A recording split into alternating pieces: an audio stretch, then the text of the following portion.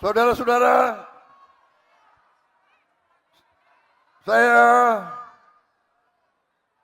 mengajak saudara-saudara, marilah kita bersyukur kehadirat Tuhan Maha Besar, Allah Subhanahu wa Ta'ala. Kita diberi kesehatan, bisa berkumpul pada hari yang bersejarah ini, 1 Mei, May Day, Hari Buruh seluruh dunia.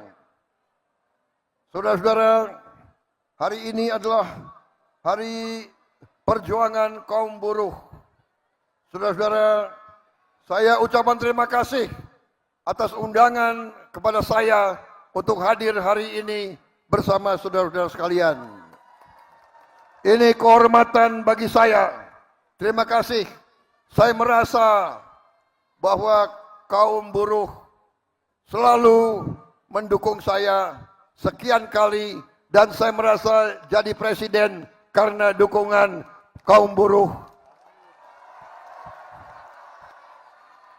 kaum tani, kaum nelayan, kaum pekerja seluruh Indonesia.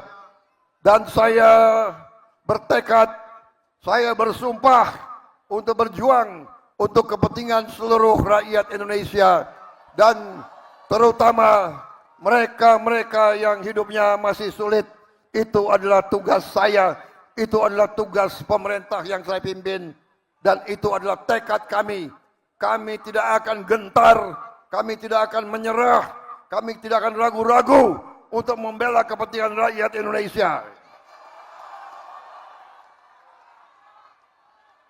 Saudara-saudara sekalian, saya kira dalam 1 tahun ini, saudara-saudara bisa menilai kebijakan-kebijakan yang diambil oleh pemerintah yang saya pimpin adalah kebijakan-kebijakan yang membela seluruh rakyat Indonesia, terutama kaum buruh.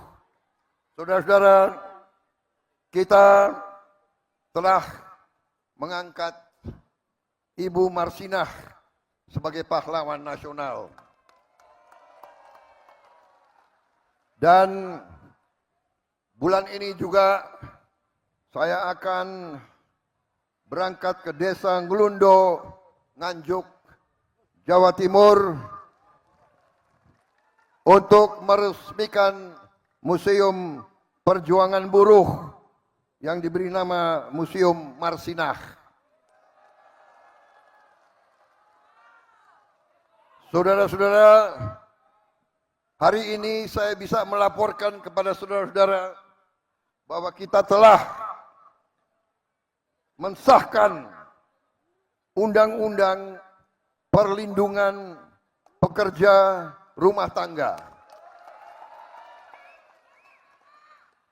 Kalau tidak salah, ini adalah perjuangan lama, perjuangan 22 tahun. Bahkan selama Republik berdiri, belum pernah ada undang-undang perlindungan pembantu rumah tangga.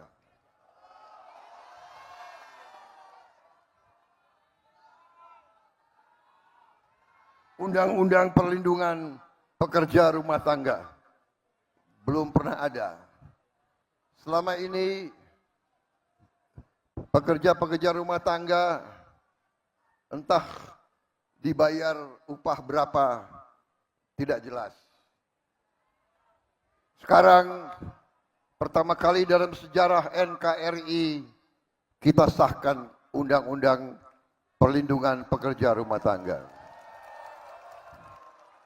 Saudara-saudara, saya terima kasih. Saya terharu, saya diundang di tengah-tengah saudara-saudara.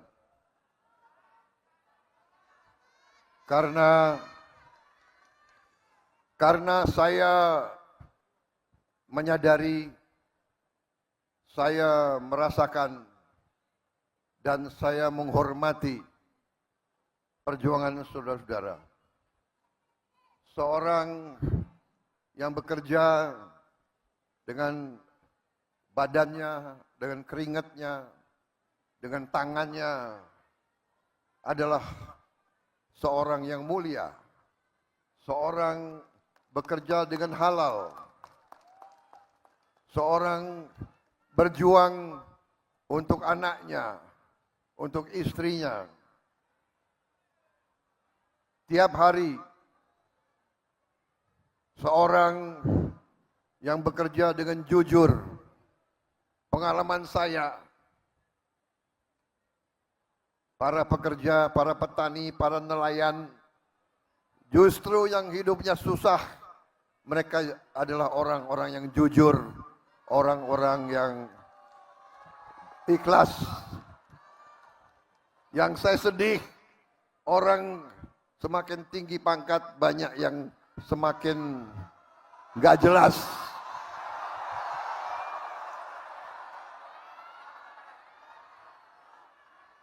Saya heran, semakin pinter, banyak yang pinter, pinter maling.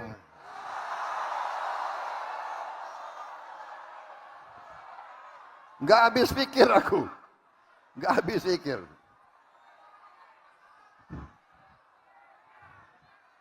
Saudara-saudara, saya merasa terpanggil karena saya dari usia muda. Saya masuk tentara, ingin menjaga negara ini, ingin membela negara ini, ingin membela rakyat saya.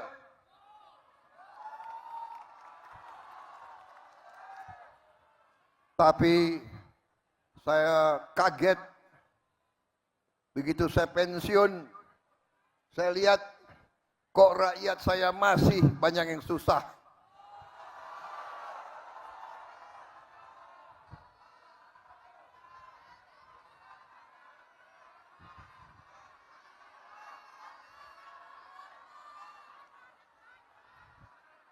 Saya telah mempertaruhkan nyawa saya berkali-kali untuk bangsa ini.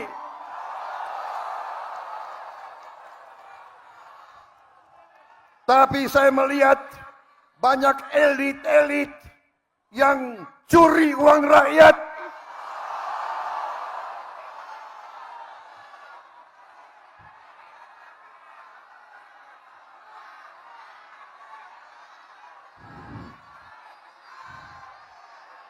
Bukan ini yang saya perjuangkan.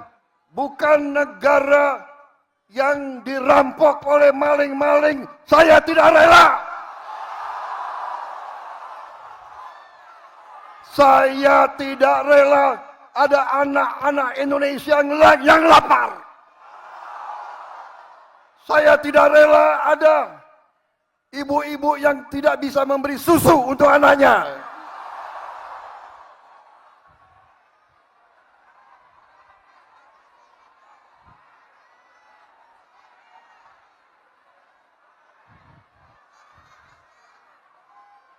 Saya tidak rela pejabat-pejabat pemerintah yang diberi kepercayaan oleh rakyat justru bekerja sama dengan pengusaha-pengusaha brengsek.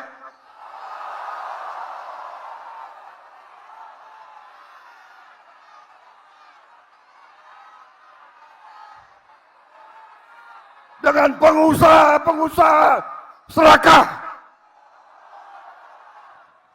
Saudara-saudara, tapi saya mengajak kita dewasa. Tidak semua pengusaha serakah.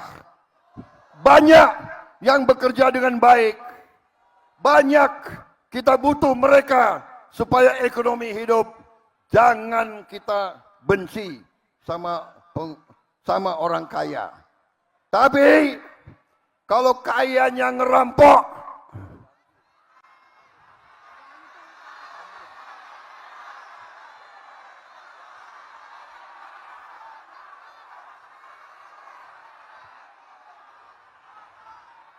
saudara-saudara sekalian, saya 5 kali pengen jadi presiden. 5 kali. 4 kali gue kalah.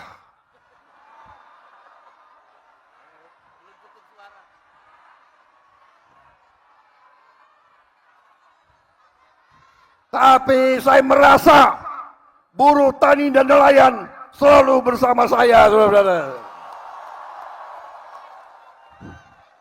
Hanya kita tahu kadang-kadang mereka lah banyak akal, tapi gak apa-apa. Akhirnya saudara memberi mandat kepada saya, dan percayalah, saya akan memberi segalanya untuk membela rakyat saya. Sisa hidup saya adalah untuk rakyat saya, saudara-saudara sekalian. Anda tanya semua menteri saya memberi instruksi, saudara-saudara para menteri, kalau ambil kebijakan, kalau menyusun kebijakan, berpikir, bertanya, apakah ini menguntungkan rakyat kecil atau tidak?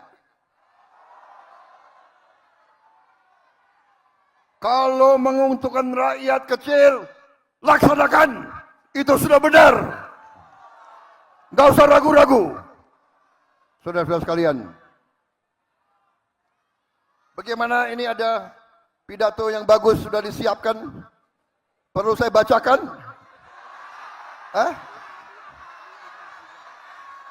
Ini udah bagus ini.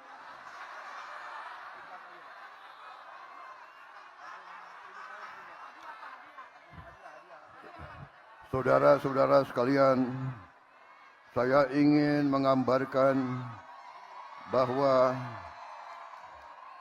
ini sudah dibikin nih pidato, gue baca ya.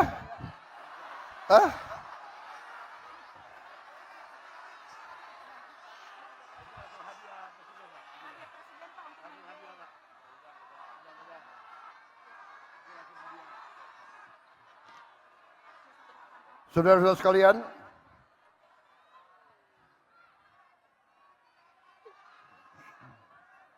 saya sudah mengeluarkan keputusan Presiden nomor 10 tahun 2026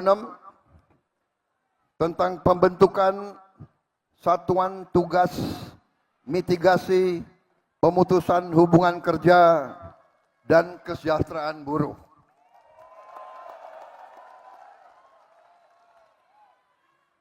Jangan khawatir, kita akan membela kepentingan buruh yang diancam PHK. Kita akan membela dan kita akan melindungi, saudara sekalian.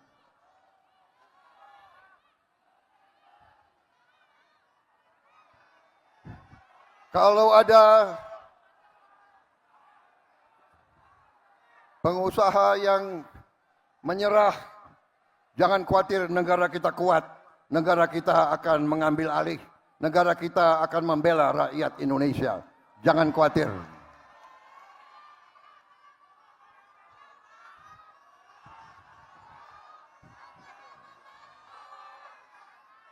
Saudara-saudara, perhatikan, seluruh dunia dalam keadaan krisis. Banyak negara sudah panik. Kita masih aman. Kita swasembada pangan. Pangan kita aman. BBM kita masih aman. Berapa tahun lagi, kita tidak lama lagi, kita akan swasembada BBM, swasembada energi, saudara-saudara. Tadi saya diberi banyak saran, dan sebagian besar saran oleh pimpinan-pimpinan Anda itu masuk akal dan itu akan kita perjuangkan. Tadi disampaikan bahwa buruh perlu tempat penitipan anak, daycare. Ini saran yang baik. Ini akan kita perjuangkan. Ini akan kita laksanakan dalam waktu yang sesingkat-singkatnya, saudara-saudara sekalian. Tadi juga disampaikan bahwa buruh sangat memerlukan rumah. Rumah yang terjangkau. Kita sudah membangun cukup banyak tahun ini, sudah sampai 350.000 rumah, tapi sasaran kita adalah minimal 1 juta rumah. Kita akan mulai tahun ini juga 1 juta rumah. Dan rumah-rumah ini akan sesuai saran saudara, akan dibuat di klaster-klaster yang dekat dengan kawasan-kawasan industri, yang dekat dan tempat bekerja. Dan saya sudah rencanakan kita akan bikin kota-kota baru. Kota-kota baru, tiap kota mungkin terdiri dari 100.000 rumah, rumah susun 100.000, dan saya perintahkan harus ada sekolah, harus ada fasilitas olahraga, harus ada daycare, harus ada rumah sakit, dan yang paling penting harus ada transportasi, entah kereta api ringan, bis, supaya pekerja bisa masuk ke pekerjaan dengan lancar dan baik. Dan saudara-saudara, kita akan coba bahwa nanti buruh yang diberi kartu bisa naik transport dengan harga yang sangat ringan. Maunya gratis semua itu. Ini lo punya pemimpin di belakang gue maunya gratis semua itu. Tenang. Saudara-saudara, di mana-mana setelah saya jadi presiden, saya belajar, saya lihat data-data. Percayalah, negara kita sangat kaya, saudara-saudara sekalian. Hanya kekayaannya ini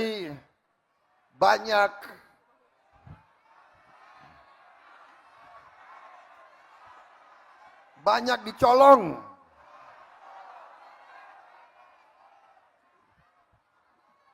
Mereka bikin kebun tanpa izin.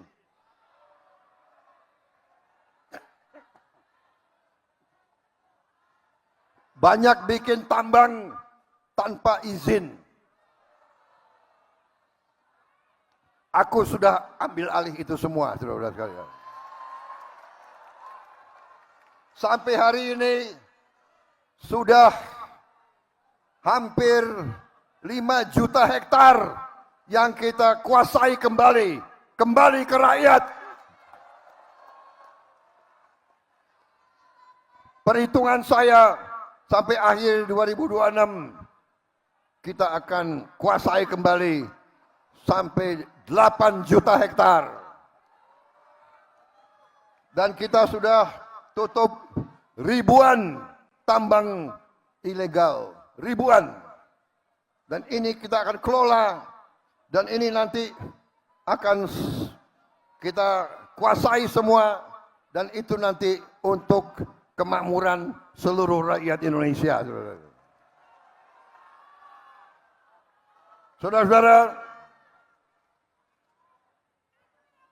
tadi kalian mengatakan penghasilan kalian 30% untuk kontrak.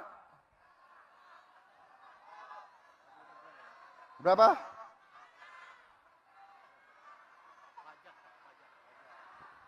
Nanti kita akan yakinkan saudara nanti akan miliki rumah tersebut.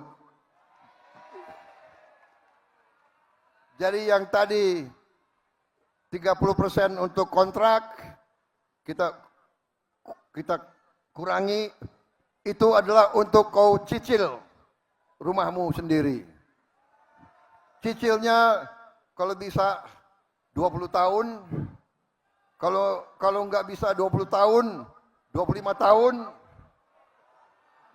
kalau belum lunas 25 tahun, 30 tahun, kalau tidak bisa 35 tahun, 40 tahun. Karena buruh tidak mungkin lari kemana-mana. Betul? Petani dan nelayan gak mungkin lari kemana-mana. Saudara-saudara sekalian, selama ini rakyat kecil kalau pinjam uang, bunganya luar biasa, gilanya. Betul? Orang kecil pinjam uang, bunganya bisa 70% setahun. Betul? Saya sudah perintahkan bank-bank milik Republik Indonesia, sebentar lagi kita akan kucurkan kredit untuk rakyat maksimal 5% satu tahun.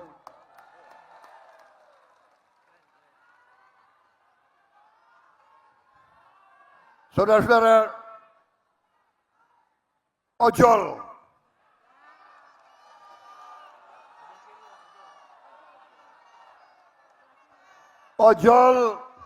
kerja keras,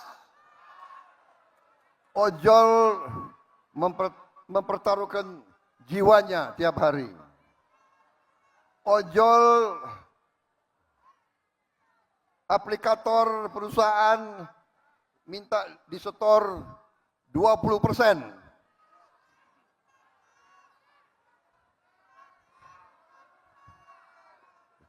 Gimana ojol? Setuju 20%? Bagaimana 15%? Berapa? 10. Kalian minta 10%? Ya. Saya katakan di sini, saya tidak setuju 10%. Harus di bawah 10%.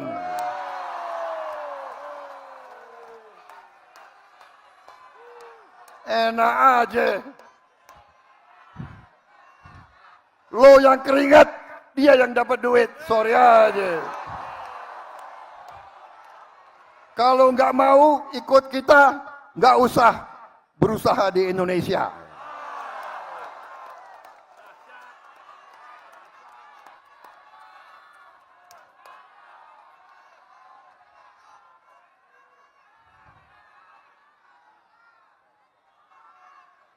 Bagaimana?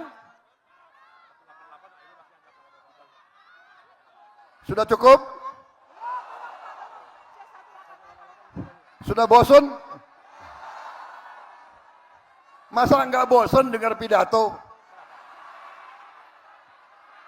Lebih baik dangdut aja ya, gimana?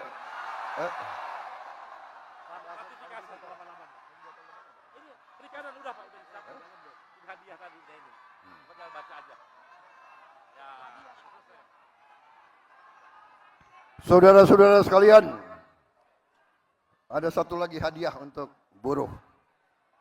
Saya juga baru saja tanda tangan peraturan Presiden nomor 25 tahun 2026 tentang ratifikasi konvensi International Labour Organization nomor 188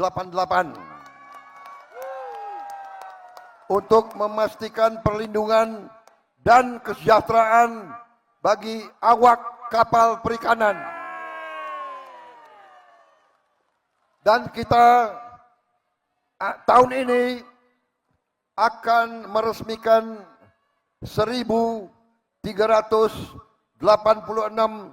kampung nelayan. Pertama kali dalam sejarah Republik Indonesia nelayan diurus. Tahun depan kita akan buka 1.500 kampung nelayan. Tahun depannya lagi 1.500, tahun depannya lagi 1.500. Semuanya nanti kurang lebih ada 6 juta nelayan yang akan kita perbaiki hidupnya. Dengan anak dan istri 20 juta lebih rakyat Indonesia hidupnya akan lebih baik, hidupnya akan sejahtera. Yang selama ini mereka susah, mereka melaut tanpa es, sekarang kita bikin pabrik es di tiap kampung nelayan. Kita juga akan bantu kapal-kapal untuk mereka. Saudara-saudara sekalian, kita juga mengatur, saya juga telah tanda tangan peraturan Presiden nomor 27 tahun 2026 tentang perlindungan pekerja transportasi online. Yang tadi saya bicara, harus diberi jaminan kecelakaan kerja, akan diberikan BPJS kesehatan, asuransi kesehatan. Juga tadi pembagian pendapatan dari 80% untuk pengemudi sekarang menjadi minimal 92% untuk pengemudi. Kita juga telah menaikkan upah minimum, kita tambah rumah bersubsidi untuk buruh, kita beri bonus hari raya untuk pengemudi dan kurir, kita melunasi, kita memperluas kesempatan kerja untuk pekerja disabilitas. Kita memberi 50% diskon iuran jaminan kecelakaan kerja dan jaminan kematian bagi pekerja bukan penerima upah. Saudara-saudara sekalian, saya juga telah memberi instruksi kepada Menteri Tenaga Kerja dan Menteri Hukum untuk segera nanti bersama DPR RI selesaikan rancangan undang-undang ketenaga kerjaan. Kalau bisa tahun ini juga harus selesai. Dan undang-undang itu harus berpihak kepada kaum buruh. Saudara-saudara sekalian, kita berharap undang-undang kita selalu akan menjamin keadilan untuk seluruh rakyat Indonesia. Saudara-saudara, kita juga memberi perlindungan sosial yang sangat besar. Tahun ini kita memberi perlindungan untuk rakyat yang berpenghasilan rendah, ya, sebesar 500 triliun. Saudara-saudara, kita juga memberi MBG, makan bergizi gratis.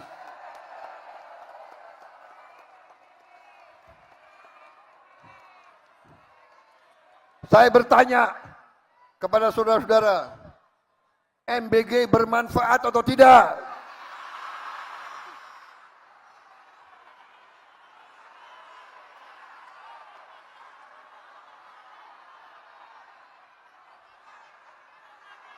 MBG itu sangat penting untuk anak-anak kita. Saudara-saudara sekalian,